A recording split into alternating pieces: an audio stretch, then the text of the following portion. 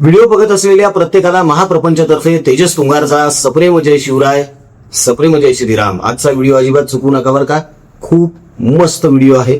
तुम्हाला यातून नक्की कळेल की रोहित पवार हे कसे ढोंगी आहेत आणि कसं नाटकी व्यक्तिमत्व आहे. खरं तर तसं अनेकांना आतापर्यंत कळून चुकलेलंच आहे. मात्र आता एका जणाने रोहित पवार यांच्याकडे एक अजबच मागणी केलेली आहे, विचित्र मागणी केलेली आहे. ती मागणी अशी आहे की रोहित पवार काहीही करा, माझी बायको मला परत आणून द्या. मला 350 रुपये द्या, असं एक जण म्हणजे यांचाच कार्यकर्ता म्हणतोय बरं का. हे असं कोणी सर्वसामान्य व्यक्ती म्हणत नाहीये. म्हणजे कार्यकर्ता सुद्धा सर्वसामान्यच असतो. यांच्या लेखी तर सगळे हे सोडून सगळेच सर्वसामान्य आहेत. पण यांचाच कार्यकर्ता सांगतोय की मला 350 रुपये द्या आणि माझी बायको मला परत आणून द्या. नेमकं प्रकरण काय आहे तुम्हाला या व्हिडिओमधून कळणार आहे. काय झालंय की रोहित पवार आंदोलनाला बसले होते. त्या दरम्यान ही व्यक्ती सुद्धा तिथे होती, 350 रुपये मागणारी. त्यानंतर जो प्रकार घडला, जी घटना घडली, त्यानंतर ह्या व्यक्तीने रोहित पवारांना फोन केला आणि ही मागणी केलेली आहे. तो फोन कॉल आम्ही तुम्हाला ऐकवणार आहोत. अवश्य ऐका बरं का तो फोन कॉल, आवर्जून ऐका. अगदी छोटासा फोन कॉल आहे पण अत्यंत गरजेचा आहे. ज्यातून लगेच कळतं की रोहित पवार यांचं ते आंदोलन हे कसं फसवं होतं, हे मृगजळ होतं लोकांना दाखवण्यासाठीचं. फक्त हे ढोंग होतं, नाटक होतं, थोतांड होतं, खोटं होतं. जे काही होतं ते हे तुम्हाला आजच्या व्हिडिओमधून निश्चितच कळेल मित्रांनो. तो फोन कॉल तुम्हाला ऐकवण्या अगोदर एक छोटीशी विनंती करतोय की आपले दुष्काळग्रस्त भागातले शेतकरी कुटुंब जे आहेत ना, त्यांच्यापर्यंत पुरेशी मदत अजून पोहोचलेली नाहीये. ती पोहोचवणं गरजेचं आहे. घर गळायला सुरुवात होईल आता, कारण जोरदार पाऊस चालू झालेला आहे. आधीच दुष्काळामध्ये हे होरपळून निघालेले आहेत, आता पावसात बसायची वेळ आलेली आहे. तेव्हा मित्रांनो, त्यांना सुद्धा आपल्याला मदत करणं गरजेचं आहे. आणि आपले कर्करोगग्रस्त रुग्ण जे आहेत ना, ज्यांचे औषधोपचार महागडे आहेत, ज्यांच्याकडे ते विकत घ्यायला पैसे नाही आहेत, ज्यांच्या नातेवाईकांकडे चहा प्यायला पैसे नाही आहेत, अशांपर्यंत सुद्धा आपल्याला पोहोचायचं आहे. आपण पोहोचत आलेलोच आहोत. आतापर्यंत आपण हे करतच आलेलो आहोत, पण आता आणखी मोठ्या प्रमाणात करावं लागणार आहे. तेव्हा या सत्कर्मामध्ये आपला सहभाग असू द्या. दिल्या गेलेल्या जीपे, फोनपे क्रमांकावर आपल्या इच्छेनुसार, मर्जीनुसार आपल्याला जे योगदान सहकार्य करता येऊ शकतं ते निश्चित करा मित्रांनो. आणि त्या ट्रान्झॅक्शनचा स्क्रीनशॉट प्रपंच परिवाराच्या म्हणजेच आपल्या परिवाराच्या व्हॉट्सअपवर ठेवा. म्हणजे त्याची रिसिप्ट तुम्हाला देता येऊ शकेल आणि तुमचं योगदान, सहकार्य नेमकं कुठे आणि कसं वापरलं जात आहे हे देखील तुम्हाला कळवण्यात येईल, दाखवण्यात येईल. तेव्हा या सत्कर्मामध्ये मन मोठं करून पुढे या. आता रोहित पवार जेव्हा आंदोलनाला तिथे बसले होते पंढरपुरामध्ये, ऍक्च्युली ते आंदोलन नव्हतंच, ती सगळी नौटंकी होती, ती स्टंटबाजी होती. तर त्या आंदोलनाच्या निमित्ताने एक घटना घडली एका शेतकरी कुटुंबातील व्यक्तीसोबत, जो यांचा कार्यकर्ता आहे. म्हणजे रोहित पवार यांचा फॅन वगैरे नाहीये तो अजिबातच. तो एका वेगळ्याच अपेक्षेने रोहित पवार यांच्याकडे आणि त्यांच्या त्या आंदोलनाकडे बघत होता. आणि त्यानंतर जे त्याच्यासोबत घडलं ते सगळं त्यानं रोहित पवारला सांगितलं. माझी बायको मला परत आणून द्या. कसं ते ह्या फोन कॉल मधून तुम्ही नक्कीच लक्षपूर्वक ऐका. पोर काय त्यांनी ते आंदोलन केलेलं होतं पंढरपूरला, त्यांना सपोर्ट करण्यासाठी माझा रिचार्ज संपलेला असताना मी माझ्या बायकोचं तिच्या बचत खात्यातलं पैसे काढून 350 रुपयाचा रिचार्ज केला. बापाचं कर्ज फिटल हे अपेक्षानं. बापाचं कर्ज तर काय फिटलं नाही, पण बायकोचं कर्ज माझं 350 झाले. बायको माझी रुसून चालली. ती माझे 350 रुपये व्याजासहित परत करा म्हणा. कांद्याला भाव मिळावा, शेतकऱ्यांची कर्जमाफी व्हावी, असे उदात्त उद्देश घेऊन रोहित पवार उपोषणाला बसले.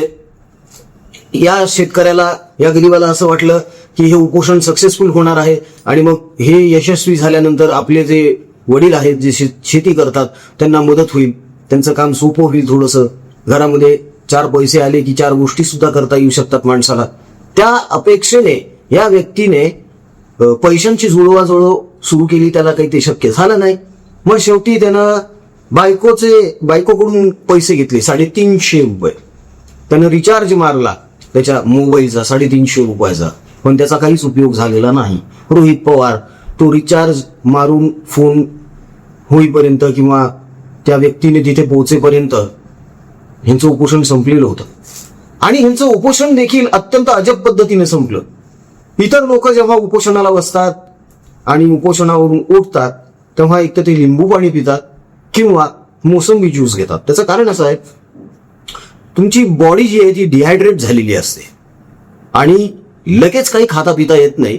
जर तुम्ही इतके तास, इतके 2 दिवस 3 दिवस उपोषण केलं असेल तर. अर्थात रोहित पवार यांनी जे उपोषण केलं ते खाऊन पिऊन टेकर देऊनच केलेलं असणार आहे. कारण यांनी उपोषण सोडलं ते कुठला ज्यूस पिऊन नाही, तर पेढे खाऊन सोडले. अहो, पेढे खाल्ले कशासाठी? उपोषण यशस्वी झालं म्हणून पेढे खाल्ले का? काहीतरीच प्रथा पडत जायच्या महाराष्ट्रामध्ये. उद्या लोक मटण थाळी मागवतील, यांचेच लोक, कारण ह्यांना संकटी, चतुर्थी, वारी बिरी काही असो, ह्यांना सगळं चालतं. ह्यांचेच लोक नंतर जेव्हा उपोषणाच्या नाटकाला बसतील तेव्हा मटण थाळी खाऊन उपोषण सोडतील. सांगता येत नाही काही. बरोबर, हे जेव्हा उपोषणाला बसले होते रोहित पवार, तेव्हा तिथे एक भगिनी आली आणि त्या मंचाच्या खाली उभं राहून तिथून थेट रोहित पवार यांना सांगितलं की हो, बंद करा तुमचं हे नाटक, उठा. कुठल्याही अँगलने तुम्ही उपाशी आहात किंवा उपोषण करत आहात असं अजिबात वाटत नाही. तुमची तब्येत अत्यंत ठणठणीत आहे, उठा. मनोज जरांगे देखील उपोषणाला बसले तेव्हा त्यांना भेटायला तिथे प्रसाद लाड गेले होते, बरेच नेते गेले. अर्थात मनोज जरांगे यांचे 10-12 उपोषणं झालेले आहेत. त्या 10-12 उपोषणांच्या दरम्यान अनेक नेते त्यांना भेटलेले आहेत. मात्र रोहित पवार यांच्या उपोषणाच्या दरम्यान त्यांना कोण भेटलं तिथे जाऊन? एक व्यक्ती भेटली जी कदाचित 2029ला मुख्यमंत्री असू शकते. कोण? मनोज जरांगे. होय, मनोज जरांगे हे रोहित पवार यांना भेटायला गेले तिथे उपोषण स्थळी. कदाचित टिप्स द्यायला गेली असती की डाव्या अंगावर कधी झोपायचं, उजव्या अंगावर कधी झोपायचं, गोधडी कशी घ्यायची उरावर, आणि मग नंतर ताप आल्यानंतर कशी बडबड करायची, झटके आल्यासारखे, ह्याच्या टिप्स दिल्या असतील कदाचित काय. पण तसं काही घडलं तर नाही. फक्त एवढंच होतं की रोहित पवार सारखी कूस बदलत होते उपोषणाच्या दरम्यान, आंदोलनाच्या दरम्यान तिथे पंढरपुरामध्ये. पण हे उपोषण यशस्वी झालं का रोहित पवारांचं? नाही. बिचाऱ्या त्या व्यक्तीला 350 रुपयाचा दंड बसला. त्याची बायको रुसून निघून गेली 350 रुपयामुळे. त्याच्यामुळे आता हा म्हणतोय की रोहित पवार काही करा, मला 350 रुपये माझी परत करा आणि माझी बायको मला परत आणून द्या.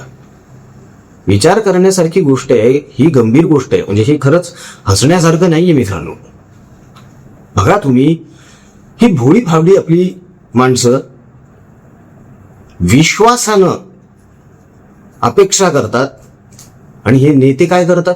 ढोंग, नाटक, स्टंटबाजी, यांच्या भावनांचा वापर आणि यावर आपली राजकीय पोळी भाजायची. केवळ प्रसिद्धीच्या हव्यासापोटी हे जनतेच्या या भोळ्या भाबड्यांच्या भावनांशी अजून किती खेळणार आहेत आणि का खेळावं यांनी? मित्रांनो, भगिनींनो, मातांनो, बंधूंनो, तुम्ही सुद्धा ही गोष्ट थोडी लक्षात घ्या आणि या असल्या स्टंटबाजांपासून थोडेसे लांब राहा. कारण हे केवळ तुमच्या भावनांचा वापर करत आहेत, बाकी काहीही नाही. यांना तुमच्या भरभराटीशी, तुमच्या प्रगतीशी, विकासाशी काहीही देणं घेणं नाहीये. रोहित पवार यांचे आजोबा जेव्हा कृषी मंत्री होते तेव्हा त्यांनी शेतकऱ्यांसाठी काय केलं? देशभरामध्ये हे कृषी मंत्री असताना किती आत्महत्या झालेल्या आहेत काढायची आकडेवारी, दाखवायची रोहित पवारांना. हे कृषी मंत्री असताना उसाला भाव काय होता, कांद्याला भाव काय होता, दाखवायचं रोहित पवारांना. दुधाला भाव काय होता, दाखवायचं रोहित पवारांना. मराठवाड्यामध्ये, महाराष्ट्रामध्ये ज्या आत्महत्या झाल्या शेतकऱ्यांच्या, हे कृषी मंत्री असताना केंद्रात, हे जेव्हा महाराष्ट्रात मुख्यमंत्री होते तेव्हा सुद्धा आत्महत्या झालेल्या आहेत. काढू का आकडेवारी? काढून दाखवायची यांना. कुटुंबच्या कुटुंब रस्त्यावर आली, उद्ध्वस्त झाली. जबाबदार कोण आहे याला? आणि तरी सुद्धा हे अजूनही तोच फंडा वापरत चुकलेले, लोकांच्या भावनांचा वापर करायचा आणि त्यावर आपली राजकीय पोळी भाजत स्टंटबाजी करायची. रोहित पवार हे सध्या महाराष्ट्राच्या राजकारणातले राखी सावंत झालेले आहेत असंच म्हणावं लागेल. ज्याप्रमाणे तिकडे राखी सावंत प्रसिद्धीत राहण्यासाठी काही ना काही चाळे करत स्टंटबाजी करत होती, अजूनही करतेच ती, आता थोडं कमी झालंय, पण ह्यांचं वाढत चाललंय ना प्रकरण.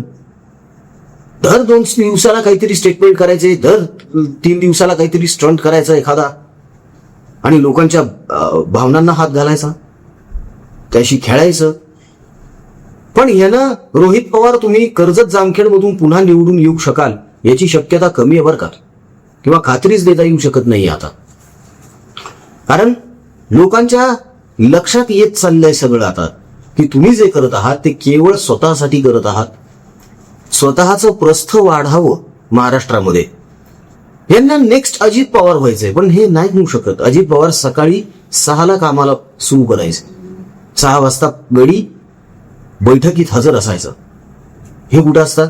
मित्रांच्या बिर्याणी हॉटेल्सवर, तेही महाशिवरात्रीला, आणि त्याचे सोशल मीडियावर फोटो पण टाकतात. मग उपोषणाचे नाटकं तरी कशाला करता रे? काही गरज नाहीये हे असलं करण्याची. आज त्या माणसाचे 350 रुपये गेले, याच जागी 3500 असते, 30,000 असते तर काय भावात पडलं असतं त्या गरीबाला? हसण्यासारखा हा मुद्दा अजिबातच नाहीये मित्रांनो. अनेक जण असं म्हणतील की कोणीतरी स्टंट करायचा म्हणून असा फोन केला. रोहित पवार यांना कोणी असाच फोन का बरं करेल? हा त्यांच्याच मतदारसंघातला आहे ना, तो करू शकतो फोन. आमदार आहेत ते तिथले, 6-6 महिने फिरकत सुद्धा नाहीत स्वतःच्या मतदारसंघामध्ये कधी. कायम बारामतीमध्ये आणि मुंबईमध्ये पडीक असतात आणि स्वप्न बघतात की पुढचा महाराष्ट्राचा गृहमंत्री मी होणार म्हणून. होय, रोहित पवार यांनी बोलून दाखवलं, माझ्यासारखा एखादा गृहमंत्री व्हायला पाहिजे 2029ला महाराष्ट्राचा, असं हे बोलले. यांचं स्वप्न आहे. खरं तर गृहमंत्री नाही व्हायचं यांना मुख्यमंत्र्याचं स्वप्न पडतंय. पण सुप्रिया सुळे असेपर्यंत यांनी ते स्वप्न सुद्धा बघूच नाही. त्याचं कारण असं आहे की समजा तशी वेळ तर येणार नाहीच आहे, पण समजा तशी वेळ आलीच की बाबा आता राष्ट्रवादी काँग्रेस शरद पवार गटातर्फे मुख्यमंत्री ठरवायचं आहे, तर शरद पवार आपल्या लेकीलाच पुढं करणार, यांना नाही. अजितदादा पवारांना ज्यांनी दाबलं राजकारणामध्ये ते यांना पुढे जाऊ देतील? विचार करा ना तुम्ही थोडा. अजितदादा पवार यांची खरी राजकीय कारकीर्द किती? आता अनेक जण म्हणतील की ते खासदार सुद्धा होते आणि इतक्या वर्षांपासून राजकारणात आहेत वगैरे वगैरे. खरी राजकीय स्वतंत्र राजकीर्द किती अजित पवार यांची? जेमतेम 3-3.5 वर्ष, की जेव्हा ते काकांपासून वेगळे झाले, स्वतंत्र चूल मांडली आणि मग राजकारण चालू केलं, समाजकारण चालू केलं. ते 3-3.5 वर्षच भेटली फक्त अजितदादा पवारांना. बाकी पूर्ण वेळ काका त्यांना दाबत राहिलेत आणि तोफेच्या तोंडी देत राहिले. कांड सगळी यांनी केलेली आहेत आणि बिलं अजितदादा पवारांच्या नावानं फाडलेली आहेत. आणि हे अजितदादा पवार यांनी जाहीरपणे सांगितलेलं आहे. सतत मला पुढं करतात आणि पाठीत खंजीर खुपसतात म्हणे. 2019ला देवेंद्र फडणवीसांसोबतचा जो शपथविधी झाला तो शरद पवारांच्या संमतीनेच झालेला होता, हे सुद्धा अजितदादा बोललेले. तरी सुद्धा अजून काही भोळी भाबडी माणसं यांच्यावर विश्वास ठेवतात, यांच्या ढोंगावर, नाटकावर, स्टंटबाजीवर विश्वास ठेवतात. त्याचं जास्त आश्चर्य वाटतं. तेव्हा मित्रांनो, या सगळ्या गोष्टींचा गांभीर्याने थोडासा विचार करत चला. कारण 5 वर्ष आपण आपलं भविष्य एकाच्या हातात देत आहोत, एखाद्याच्या हातात देत आहोत. तेव्हा आपल्याच भविष्याचा, भवितव्याचा, कुटुंबाचा विचार करून मतदान करा. हे असे निवडून देऊन काही उपयोग होणार नाहीये. हे घोटाळेच करणारे. बारामती ॲग्रोचा घोटाळा, कन्नड सहकारी साखर बँकेचा घोटाळा, शिखर बँकेचा घोटाळा, असे अनेक घोटाळे त्यांचे. अजून काय काय कांड बाहेर येणार आहेत कोणास ठाऊक. इतरांवर हे आरोप करत सुटतात, मात्र स्वतःचं सगळं झाकून ठेवतात. म्हणजे स्वतःचं ठेवायचं झाकून, दुसऱ्याचं पाहायचं वाकून. ही पवार नीती. मित्रांनो, तुम्हाला काय वाटतं? रोहित पवार त्या गरीबाचे, आपल्या शेतकरी बांधवाचे 350 रुपये देतील का? चिल्लर आहे 350 रुपये रोहित पवारांसाठी, पण देतील का? की त्याच्या सुद्धा तोंडाला पानं पुसतील 350 रुपयांसाठी? तुमचं मत कमेंटमध्ये निश्चित नोंदवा बरं का, ते अत्यंत महत्वाचं आहे. कारण तुमच्या कमेंटमुळेच नवीन नवीन विषय सुचतात आम्हाला व्हिडिओज करण्यासाठीचे. तेव्हा कमेंट निश्चित करा. जाता जाता परत एकदा विनंती आहे मित्रांनो, की दुष्काळग्रस्त भागामध्ये आपले जे शेतकरी बांधव भगिनी आहेत ना, त्यांचं कुटुंब अडचणीतच आहे. अजूनही पाऊस आत्ता चालू झालाय, मात्र ते दुष्काळामधून त्यांनी जे आयुष्य काढलंय ना आता ह्या गेल्या 2-3 महिन्यांमध्ये, ते कठीण होतं प्रचंड. त्यांच्यापर्यंत अजून आणखी मदत पोहोचणं गरजेचं आहे, त्यांच्या लेकरांसाठी, गुरांसाठी. तेव्हा त्यासाठी सहकार्य असू द्या. शिवाय कर्करोगग्रस्त रुग्ण जे आहेत त्यांच्या औषध उपचारांसाठी आणि त्यांच्या हालाकीच्या परिस्थितीत असलेल्या नातेवाईकांसाठी भोजनाची जी सोय आपल्याला करायची आहे त्याच्यासाठी सहकार्य असू दे. त्यांचे नातेवाईक आहेत ना, हे जे पेशंट सोबत आलेले, हे कुठेही बळकटी टाकून झोपतात तिथे आवारामध्ये. जर कोणी संभाजीनगरातून हा व्हिडिओ बघत असेल तर एखाद्या रात्री जाऊन बघा. लोक तिथे अन्नदान करतात, सकाळी करतात, यांच्या रात्रीच्या जेवणाचं नाही. प्रश्न गंभीर आहे, खूप मोठा आहे मित्रांनो, गोष्ट छोटी नाही आहे. तेव्हा याचं गांभीर्य लक्षात घ्या आणि माणुसकीचं दर्शन घडवत थोडं सत्कर्म वाढवा. जीपे फोनपे क्रमांक तुमच्याकडे आहेत, त्यावर तुमच्या इच्छेनुसार, मर्जीनुसार तुम्हाला जे योगदान द्यावं वाटतं ते निश्चित द्या. आणि सहकार्य केल्यानंतर त्या ट्रान्झॅक्शनचा स्क्रीनशॉट आपल्या परिवाराच्या व्हॉट्सअपवर नक्की ठेवा, म्हणजे त्याची रिसिप्ट आम्हाला तुम्हाला देता येऊ शकेल आणि तुमचं योगदान नेमकं आपण कसं वापरत आहोत हे तुम्हाला दाखवता सुद्धा येईल, सांगता सुद्धा येईल. तेव्हा मन मोठं करून पुढे या.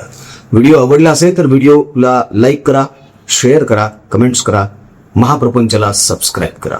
जय हिंद, जय महाराष्ट्र, वंदे मातरम, जय शिवराय, जय शंभूराजे, जय भवानी, जय जगदंब, भारत माता की जय, जय श्रीराम.